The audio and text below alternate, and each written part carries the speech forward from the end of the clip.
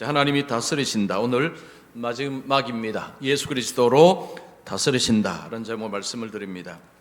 자, 사람들은 세상을 똑같은 세상을 보고 살아갑니다. 똑같이 보지만 관점은 다릅니다. 이 관점이 다르다는 것은요, 이해하고 해석이 다르다는 것입니다. 왜 다르냐 하면 세계관이 달라서 다릅니다. 세계관이 다르면 똑같은 것을 보지만 다르게 해석을 합니다. 보통 이 세계관이라는 것은 인생의 근본적인 질문, 그 질문에 대한 답, 이런 답을 어떻게 하느냐에 따라서 세계관이 달라집니다. 즉 세상을, 인간을 보는 이해, 그리고 해석하는 틀이 달라집니다.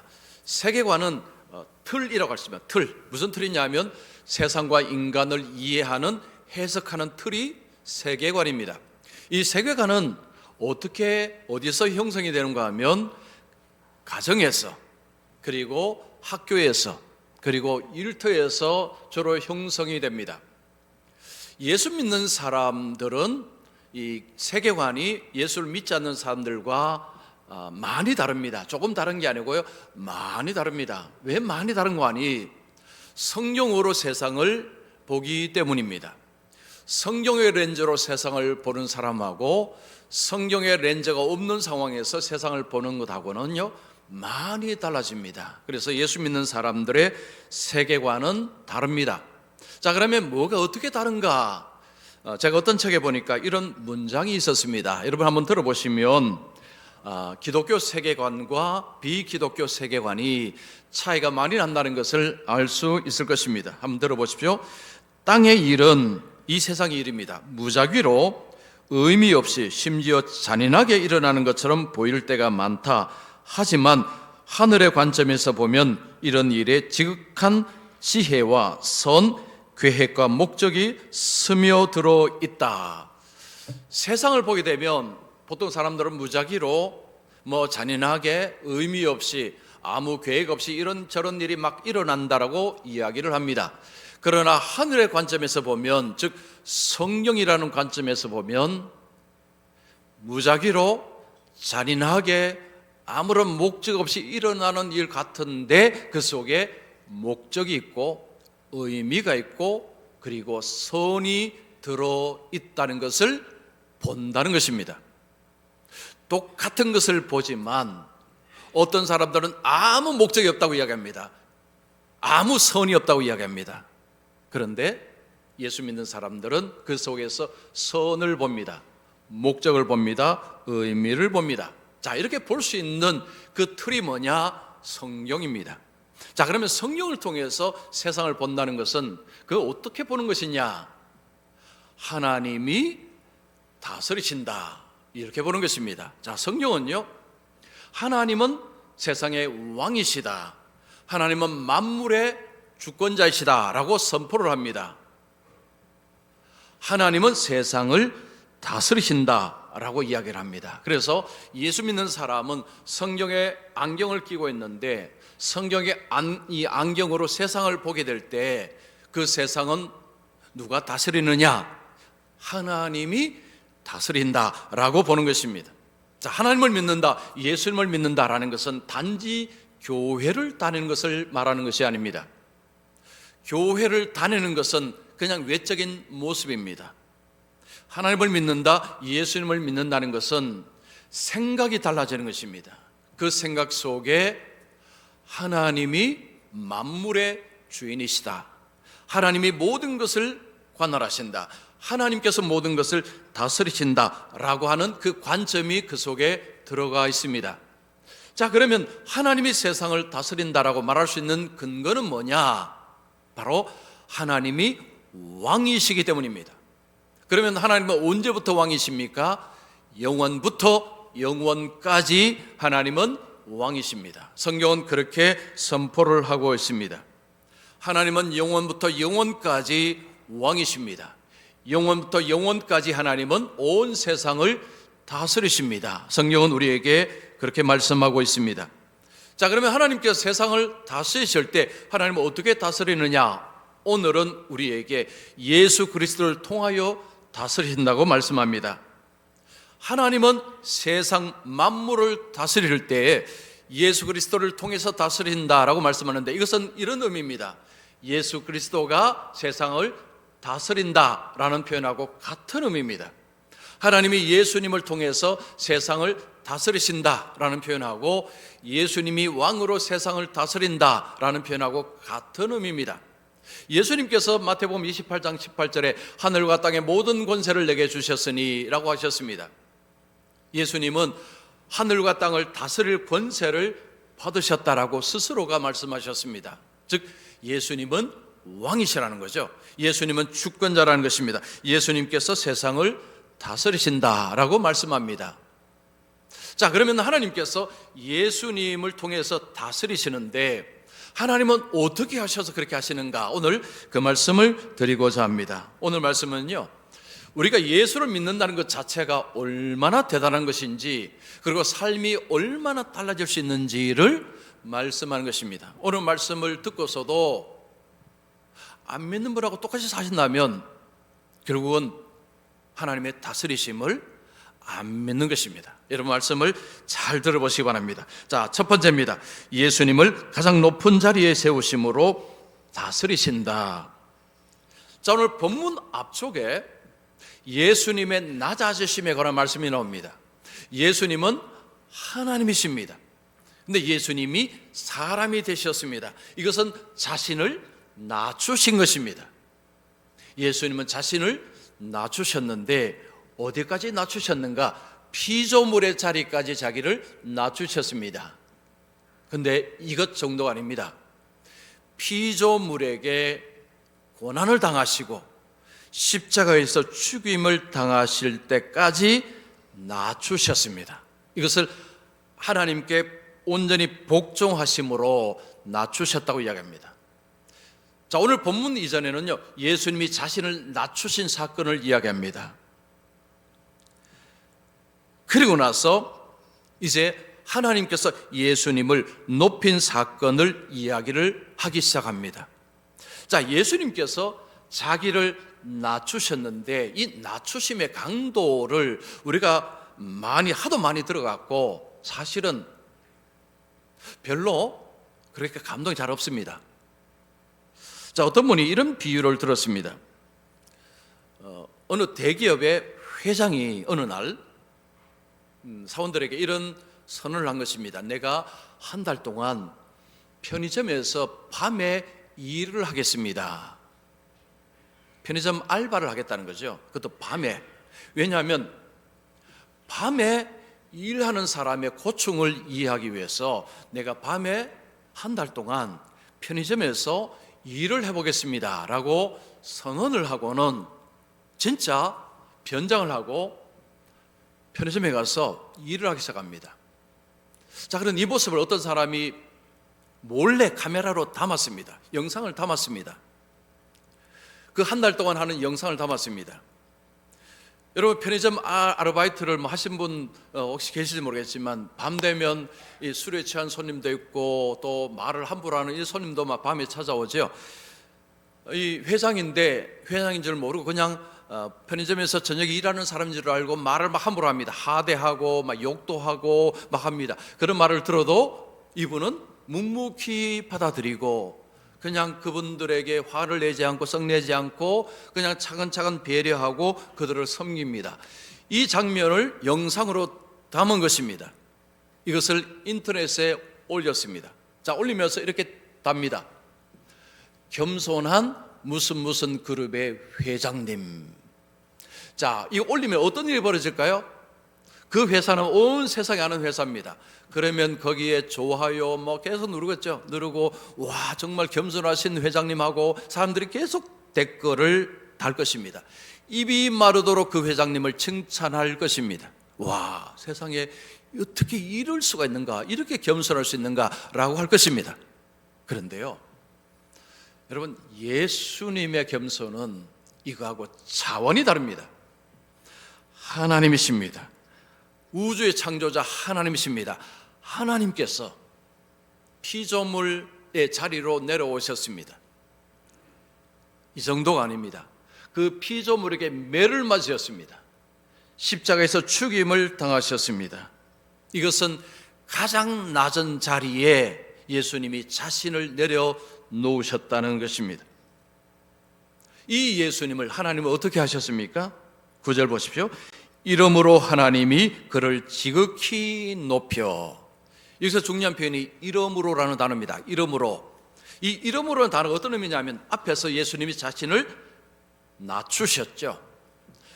그러므로 이러므로 하나님이 그를 높이셨다는 것입니다. 이게 무슨 말이냐면요, 낮아지심과 하나님이 높여주심은 이게 일관된, 연속된 것이라는 것입니다. 즉 끊어진 것이 아니라 예수님은 자기를 낮추시자 곧바로 하나님은 그를 높이셨다. 이건 두 개가 연결이 됐다는 것입니다. 이게 따로 노는 것이 아니라는 거죠. 같이 가는 것이라는 의미를 품고 있는 것입니다. 예수님을 지극히 높이셨습니다. 최고의 자리로 높이셨다는 것입니다. 예수님이 십자가에 죽으셨습니다. 하나님이 어떻게 하셨습니까? 부활하게 하셨습니다. 그리고 하늘로 올리셨습니다. 그리고 우주의 왕으로 세우셨습니다. 예수님이 자기를 낮추시자 하나님이 그를 가장 높은 자리에 세우셨다라고 성경은 말씀합니다. 세상 사람들은 십자가를 진 예수님을 실패자라고 비웃습니다. 유대인들은 십자가를 진 예수님을 저주받은 자라고 소리쳤습니다. 그런데 그 예수님이 자신을 이렇게 낮추시자 하나님이 그를 최고의 자리로, 가장 높은 자리로 높이셨다라고 이야기를 합니다.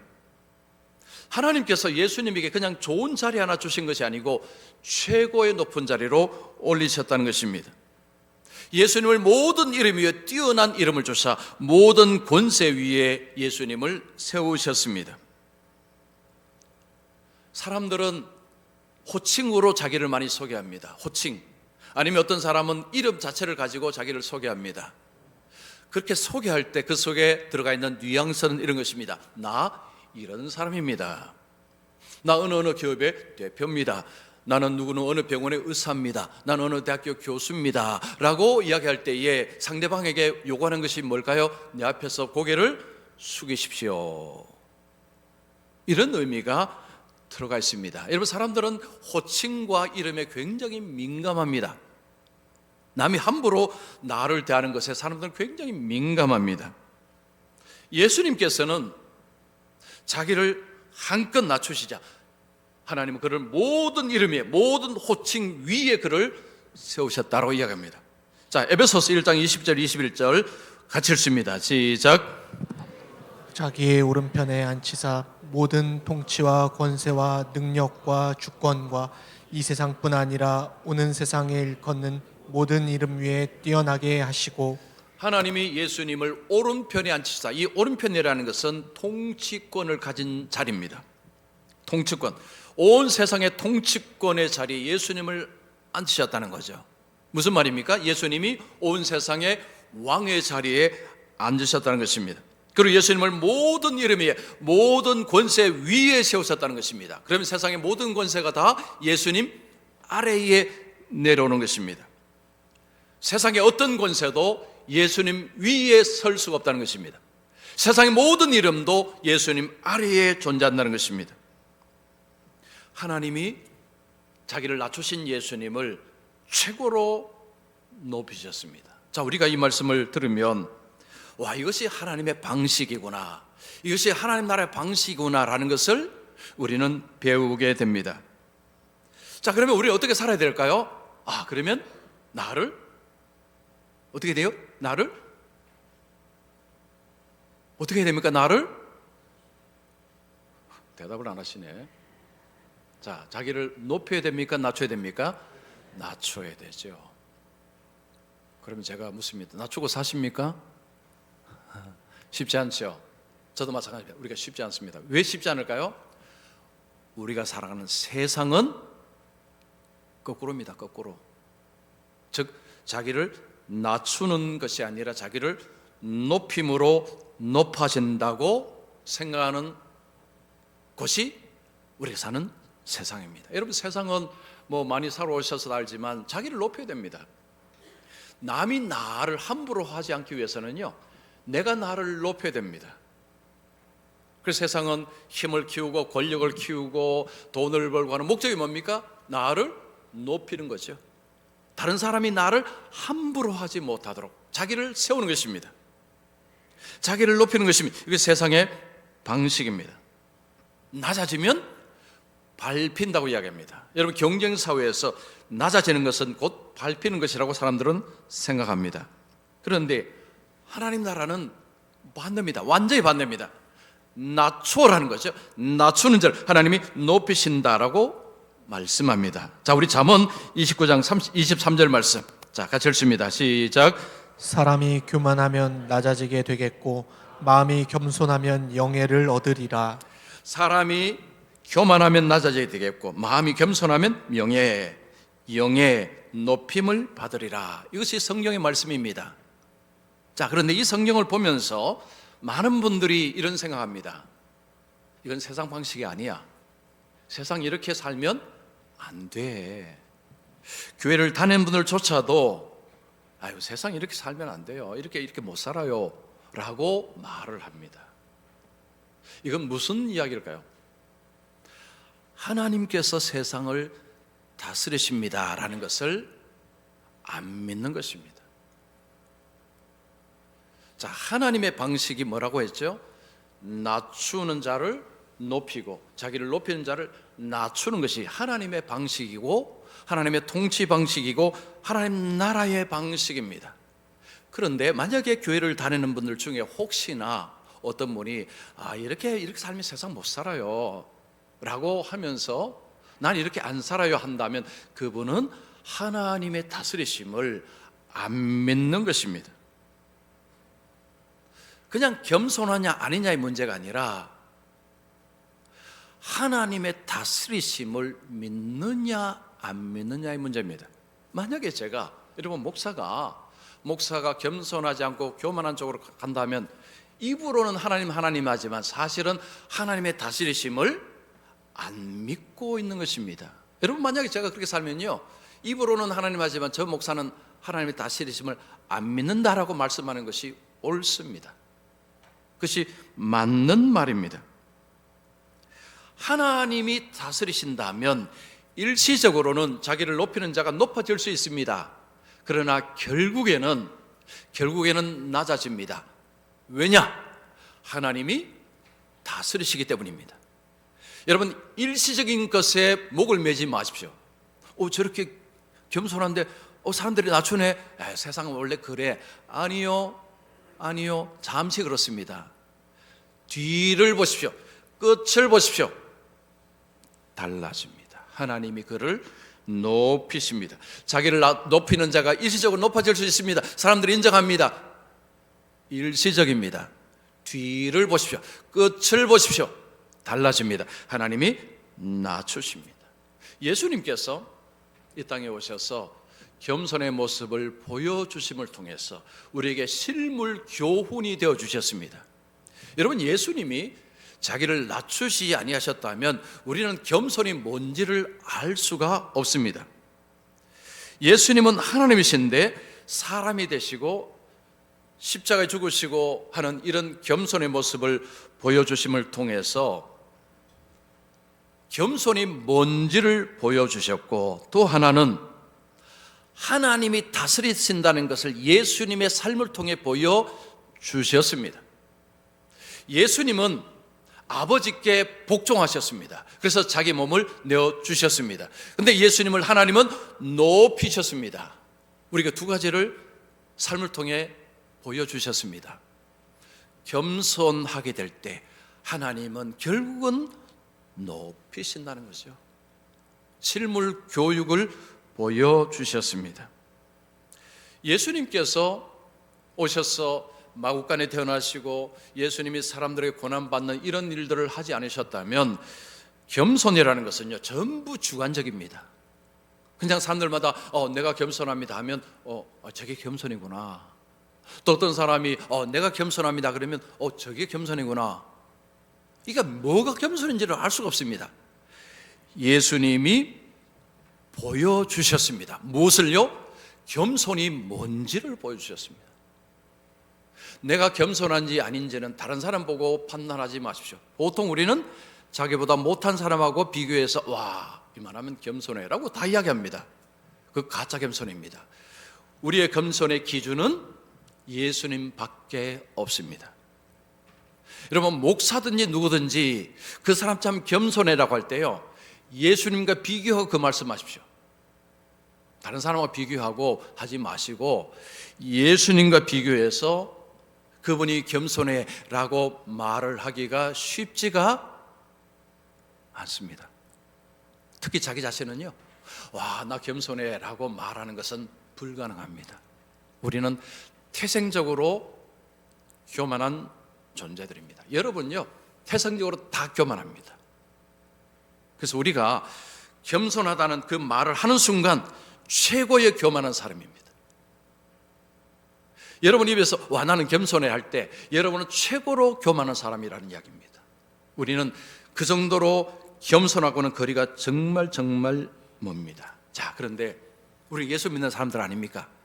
예수 믿어서 내가 이렇게 살아서 안 되는구나, 내가 참 교만하구나, 이제는 내가 예수님을 기준으로 삼고 이제는 겸손하게 살아야 되겠다라고 하는 사람들이 예배당에 모인 것입니다. 자, 그러면 여기서 질문할게요. 속으로 대답하십시오.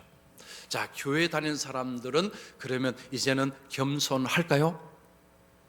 여러분 어떻게 생각하십니까? 자, 교회 안 다니는 사람들, 교회를 다니는 사람들 보고 와, 우리보다는 저 사람들이 참 겸손해라고 생각을 할까요? 쉽지 않죠. 제가 이제 설교 준비를 고전주에 했습니다. 자, 할 때 많이 좀 찾아봤습니다. 세상 사람들은 교회 다니는 사람을 겸손하다고 말할까, 교만하다고 말할까라고 찾아보니까 안타깝게도 겸손하다고 말하는 경우는 거의 찾아보지 못했습니다. 교만하다라고 이야기를 많이 했습니다. 그래서 왠지를 제가 또 찾아봤습니다. 왜 그러면 왜 오늘날 교회 다니지 않는 사람들이 교회 다니는 사람을 겸손하다고 말을 못하느냐? 이유가 있었습니다. 예수 믿는 사람들은 진리를 가지고 있습니다. 진리를 믿고 있습니다. 나는 진리를 가지고 있다는 이 자체가 상대를 판단하고 비판하고 정죄하는 수단으로 쓰고 있다는 것입니다. 그래서 말을 할 때요, 나는 진리가 있으니까 이 진리를 가지고 상대를 쉽게 판단하고 쉽게 비난하고 쉽게 정죄를 해버린다는 거죠. 여러분, 이것은요 단지 예수 믿는 사람이 믿지 않는 사람들에게 하는 것이 아니라 믿는 사람들끼리도 이것을 가지고 정죄합니다. 예를 들면 이런 거죠. 여러 가지 힘든 일을 겪고 있습니다. 어떤 분이 참 삶이 어렵습니다. 그러면 이런 말 하는 거죠. 기도 안 해서 그래. 기도해, 기도하면 돼. 여러분 혹시 그런 이야기 해보신 적이 있으십니까? 회개하십시오. 그리고 회개하셔야 됩니다. 그리고 또 이런 말 하죠. 순종을 안 했어 그래. 순종해야 복을 받지. 혹시 그렇게 이야기하셨다면 회개하십시오. 이거 회개해야 됩니다. 여러분, 예수님은 사람을 그렇게 대하지 않으셨습니다. 예수님은 이해와 배려의 보자기를 싸서 그리고 사람들을 대하셨습니다. 다시 말씀드리면 예수님은요 이해와 배려의 보자기로 싼 가운데서 예수님은 말씀하셨습니다. 그런데 우리들은, 저를 포함해서 우리들은요 이해와 배려가 아니고 정죄와 무례함의 보자기로 싸서 이야기를 한다는 것입니다.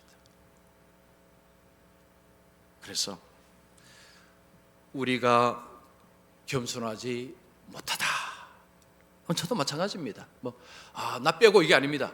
저를 포함해서 우리가 결코 겸손하지 않습니다. 세상이 우리를 겸손하라 말하지 않습니다. 그런데 예수님은 겸손하십니다. 그 겸손하신 예수님을 어떻게 하셨다고요? 지극히 하나님은 높이셨습니다. 가장 높은 자리에 예수님을 두셨습니다. 두 번째입니다. 모든 존재가 예수님께 굴복하게 하심으로 다스리십니다. 자, 하나님은 예수님을 가장 높은 자리에 올리셨습니다. 그 다음에 어떤 일이 벌어졌습니까? 모든 존재가 예수님 앞에 무릎을 꿇게 하셨습니다. 10절 보십시오. 하늘에 있는 자들과 땅에 있는 자들과 땅 아래에 있는 자들로 모든 무릎을 예수의 이름에 꿇게 하시고, 하나님이 예수님을 가장 높은 자리에 올리시니까 그 다음에 세상에 나타나는 현상은 모든 존재가, 모든 권세가 그 예수님의 무릎 앞에 무릎을 꿇는, 예수님 앞에 무릎 꿇는 일이 일어난다는 것입니다. 무릎을 꿇는다는 것은 예수님을 인정한다는 것입니다. 무엇으로 인정한다는 것입니까? 예수님이 최고의 주권자이심을 인정한다는 표시가 무릎을 꿇는다는 것입니다. 예수님께서 주인이십니다. 예수님이 참된 주인이십니다. 예수님이 최고의 권위자이십니다 라는 것을 인정한다는 것이 무릎을 꿇는다는 것입니다. 다른 말로 하면요, 굴복하는 것입니다. 예수님의 권위에 굴복하는 것이 무릎을 꿇는다는 것입니다. 자, 그러면 세상은요, 예수님께 무릎을 꿇을 때 두 가지 방식으로 무릎을 꿇습니다. 첫 번째 방식은 자발적으로 무릎을 꿇고요, 두 번째 방식은 비자발적으로 무릎을 꿇습니다. 자발적으로 무릎을 꿇는다는 것은 예수 믿는 사람들이 오늘처럼 예배당에 모여서 주님을 경배하는 것입니다.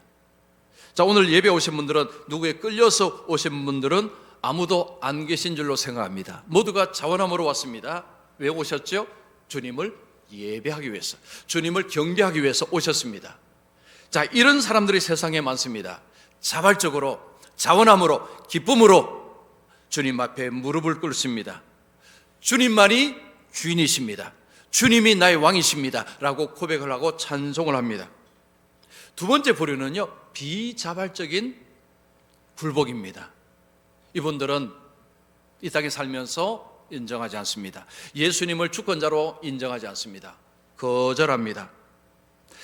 그러다가 때가 되면 그 예수님이 심판주이심을 확인하게 될 날이 옵니다. 그때 언제일까요? 죽는 날입니다. 죽는 날. 그날 예수님이 세상의 왕이시고 심판주라는 것을 알게 되는 날입니다. 또 한 날이 있습니다. 예수님의 재림하는 날입니다. 예수님의 재림은 심판주로 재림을 하는 것입니다. 그래서 지금 이 땅에서는 예수님을 주권자로 인정하지 않습니다. 그러나 내가 이 세상을 떠날 때 예수님이 다시 오시는 그날에 그 예수님이 심판주시고 예수님이 세상의 왕이심을 알게 될 때, 그때 무릎을 꿇는다는 것입니다. 자, 이런 이야기를 하면요, 예수 믿지 않는 사람들은 고슴칩니다. 말도 안 되는 소리 하지 말라는 거죠. 웃기는 소리 하지 말라고 이야기합니다.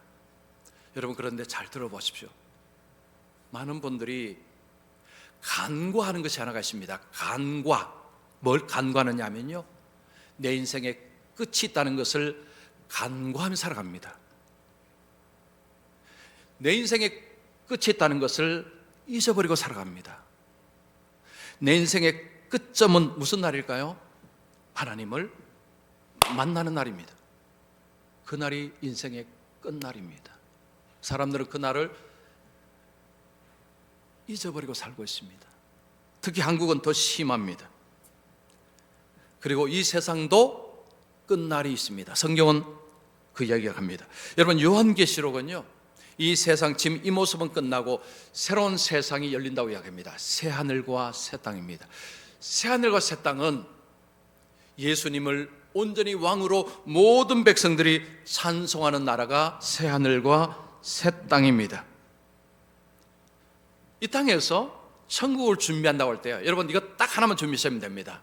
다른 건 아무것도 안 하셔도 돼요. 이게 가장 중요합니다. 그게 뭐냐 하면 예수님을 왕으로, 예수님을 주로 고백하고 찬송하는 것, 이것이 가장 확실하고 분명한 준비 방법입니다. 왜냐하면 새하늘과 새 땅에서는 예수님을 왕으로, 예수님을 찬송하는 나라이기 때문입니다. 여러분, 11절 보겠습니다. 모든 입으로 예수 그리스도를 주라 시인하여 하나님 아버지께 영광을 돌리게 하셨느니라. 자, 이 말씀이 정말 중요한 말씀입니다. 하나님께 영광을 돌리는 방식을 뭐라고 이야기합니까? 딱 정해 주셨죠.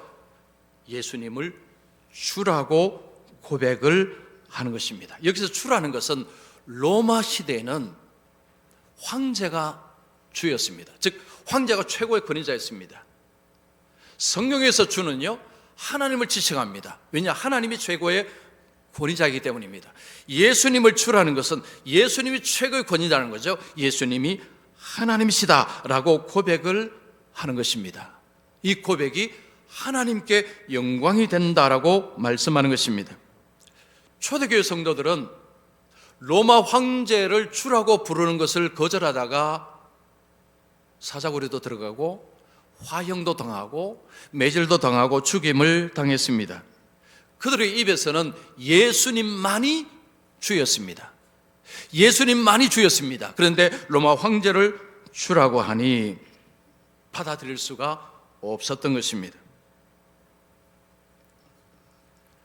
자, 여러분, 오늘날 여러분들은 삶 속에서 예수님을 주로 고백하고 사십니까? 입으로는 누구나 다 합니다. 삶으로. 여러분, 삶 속에서 정말로 예수님이 최고의 주권자이십니까? 여기 한번 답을 해보시기 바랍니다. 내 삶 속에서, 일주일 동안 삶 속에서 정말 예수님이 최고의 권위자이신가? 자, 어떤 분에게는요, 어떤 병명을 들었을 때 그 병명이 최고의 권위자가 되기도 합니다. 안타깝게도 이 병에 걸리셨습니다. 그 병을 들고 절망에 빠집니다. 뭘 의미할까요? 그 병이 그분에게는 최고의 권위자라는 것입니다. 또 어떤 분에게는 어떤 돈의 액수가 그분에게 권위자가 될 수도 있습니다. 이번 주 일요일 날 이거 일하시면 제가 얼만큼 드리겠습니다 라고 합니다. 그래서 그 액수를 받기 위해서 주님 앞에 와서 무릎을 꿇지 않고 거기 가서 일한다는 것은 거기에 무릎을 꿇은 것입니다. 또 어떤 환경이 그럴 수도 있습니다. 많은 분들이 바빠서 교회 못 간다고 이야기하죠. 바빠서 예배 못 드린다고 이야기합니다. 그 바쁨이 그에게는 최고의 권위자의 자리에 있는 것입니다. 그 환경이 그분에게는 최고의 권위자가 된 것입니다. 즉 예수님이 그에게는 최고의 권위자가 아니라는 이야기입니다.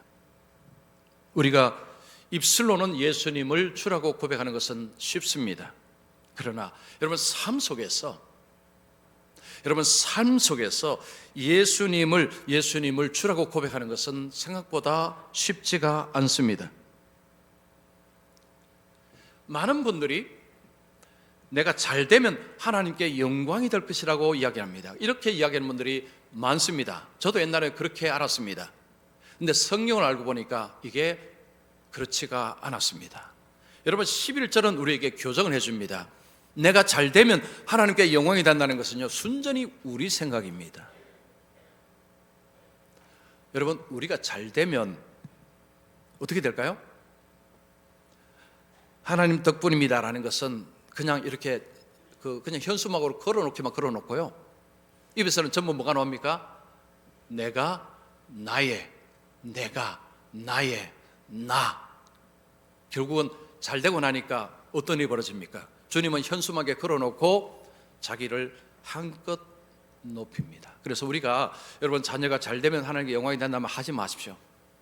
그런 말 하지 마십시오. 그 아무 의미 없는 말입니다. 잘 되면 자녀들이 하나님 잊어버립니다. 하나님 없다고 이야기합니다. 우리도 마찬가지입니다. 지금 11절 우리에게 뭐를 이야기합니까? 예수를 주로 고백하라는 거죠. 예수님을 주로 인정하는 것이, 이것이 하나님께 영광 돌리는 유일한 방법이라는 것입니다. 여러분 바울을 한번 보겠습니다. 바울은 내가 살든지 죽든지 내 삶을 통해 예수님이 존귀하게 되었으면 좋겠다, 이 고백을 합니다. 자, 빌립보서 1장 20절 우리 같이 읽습니다. 시작. 나의 간절한 기대와 소망을 따라 아무 일에든지 부끄러워하지 아니하고 지금도 전과 같이 온전히 담대하여 살든지 죽든지 내 몸에서 그리스도가 존귀하게 되게 하려 하나니. 바울은 자신이 감옥에 있는 상황에서도 자신이 배가 고프든지 배가 부르든지 있든지 없든지 살든지 죽든지 이건 아무 상관이 없다는 거죠. 오로지 내 삶을 통해 예수님이 존귀하게 여겨줬으면 좋겠다. 이것이 바울의 유일한 소망이었습니다.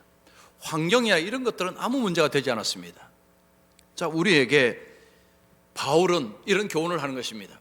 너가 돈이 있든지 없든지, 건강하든지 건강하지 않든지, 그것으로 하나님께 영광이 된다 안 된다, 그건 아무 의미 없다는 것입니다.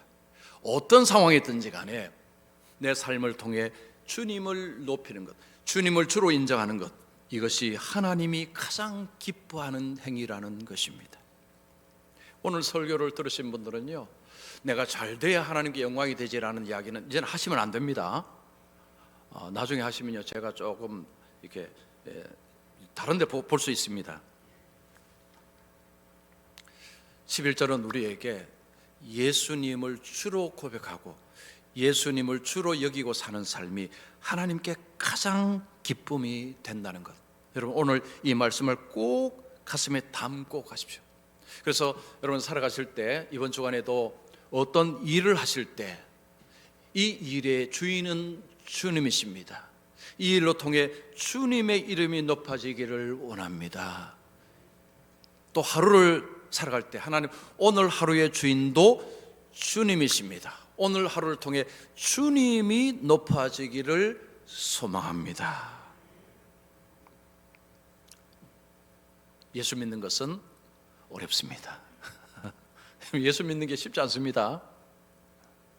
바꿀 게 너무 많습니다.